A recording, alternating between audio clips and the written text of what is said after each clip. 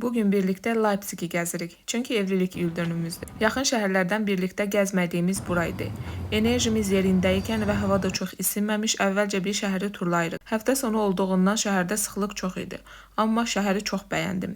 Biraz gəzib yoruluruq və bu dəfə fərqli bir mətbəxdən yemək yoxlayaq dedik. Ümumiyyətlə bu şəhərdə kafe və restoran çeşidi çox idi. Buna görə də seçim etmək biraz çətin oldu. Tayland mətbəxini yoxlamağa qərar verdik. Menyudakı heç bir yemək bizə tanış deyildi və nəticə olaraq bu qəribə suplar sifariş etmiş olduq. Amma dadı gözlədiyimizdən yaxşı idi. Buradan ayrılıb şirniyyat üçün çox gözəl interyeri olan bir kafedə əyləşdik.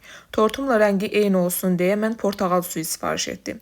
Bu sırğaları isə mənim üçün seçdik. Bunları elə görən kimi vuruldum. Burada yediyimiz şirniyyatları isə çətinliklə bitirdik. Rəşidin seçim etdiyi tort bütöv meyvəli marmelad idi. Biskvit isə yox idi.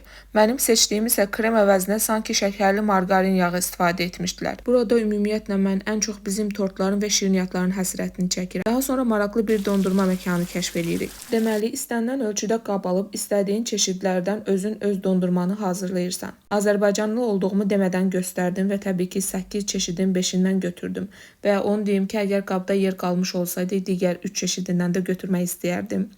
Alanda dedim ki, mən yeməyəcəm, tort məni tutdu, amma təbii ki yedim. Bizim üçün ən gözəl gün yeni yerlər və yeni dadlar kəşf etdiyimiz gündür. Evliliyimizin 1-ci ildönümünü bu şəkildə qeyd etdik. İzlədiyiniz üçün təşəkkürlər.